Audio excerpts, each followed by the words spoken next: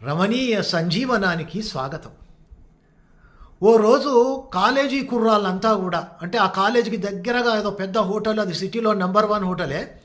అంటే అక్కడ ఏదో స్పెషల్ చికెన్‌కి సంబంధించి ఏదో స్పెషల్ అట, ఎక్కడి నుంచి తెప్పిస్తారో తెలవదు గానీ చాలా స్పెషల్. అది ఏం కోడో మరి, గిరిరాజా కోడా, ఇంకేం కోడి, నాటుకోడి ఇట్లా ఉంటాయి కదా కోళ్ళ రకాలు. మరి నాకంత పెద్దగా తెలవదు గానీ అట్లా ఇక లోపలికి పోయిండ్రు ఆళ్ళంతా. లోపలికి పోయి టేబుల్ల మీద మంచిగా కూర్చున్నారు. ఆర్డర్ ఇచ్చుకున్నారు. ఆర్డర్ వచ్చింది. ఇంతింత ముక్కలు, తోడ ముక్కలు అవన్నీ పెట్టుకున్నారు. ఇక తింటాను ఇట్లా, అంటే ఎంజాయ్ చేస్తాను, అంత రుచిగున్నట్టున్నది అది మరి. సో అలా తింటూ తింటూ ఒక పిల్లవాడు ఏం చేస్తున్నాడంటే, ఆ ఎదురుగా చుట్టూ ఈ కోడి ఏ కోడో ఆ కోడికి సంబంధించిన ఫోటోలు పెట్టారు అక్కడ. అదే ఫోటోని ఇట్లా చూస్తూనే ఉన్నాడు, ఇక దాంట్లోనే లీనమైపోయాడు.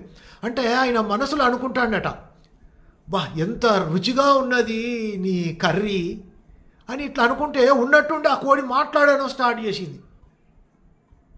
బాబు రుచిగానే ఉంటుంది, కానీ నన్ను ఎంత కష్టపెట్టి నాకు నాకు ఎన్ని కన్నీళ్లు పెట్టి నన్ను ఎంత గోసపెట్టి చేస్తే ఈ రుచి మీకు దక్కింది తెలుసా?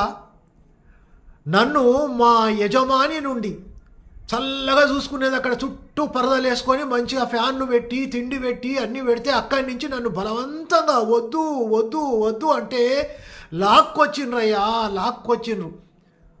నన్ను ఆ చికెన్ సెంటర్కి తీసుకుపోయినారు మళ్ళీ వద్దు వద్దు అంటే. ఇక ఆ చికెన్ సెంటర్లోకి తీసుకుపోయినాక మళ్ళీ ఊకున్నారా? ఊకోలే కదా. వాడెవడో వస్తే వానికి చికెన్ కావాలంటే టక్క టక్క కత్తి పెట్టి అయ్యో నా మెడను కోస్తే వద్దు వద్దు అని ఎంతో బాధపడి ఏడ్చిన, రిక్వెస్ట్ చేసిన, అయినా వినలేదు ఆ కసాయి వాడు.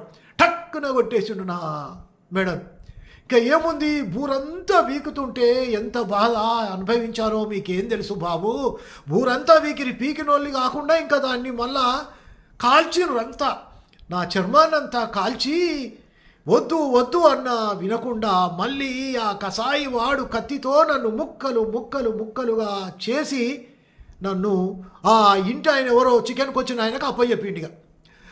ఆయన ఇంటికి వెళ్ళిన తర్వాత వాళ్ళ ఆవిడకి ఇస్తే వాళ్ళ ఆవిడ ఊరుకున్నది. ఆవిడ కూడా నన్ను కష్టపెట్టడం స్టార్ట్ చేసింది. నా ముక్కలకు పసుపు, కారం, ఉప్పు, ఎలిపా మంట, ఆ మంటను అట్లా భరించినా ఊకున్నదా. మళ్ళీ నన్ను నూనెలేసి కాగబెట్టి రకరకాల మసాలాలు వేసి నన్ను చిత్ర హింసలు పెట్టి అన్ని రకాలుగా చేస్తే ఈరోజు మీరు రుచిగా తింటున్నారయ్యా బాబు. ఇది నా కథ. అందుకే మీరు కూడా మీ జీవితంలో రుచిగా, అంటే మీ భవిష్యత్తు బాగా ఉండాలంటే ఇన్ని కష్టాలకు ఓర్చితే మీరు కూడా భవిష్యత్తులో బాగా ఉంటారు బాబు అని చెప్పింది. అది కోడి కథ. I wish you all the best. Thank you.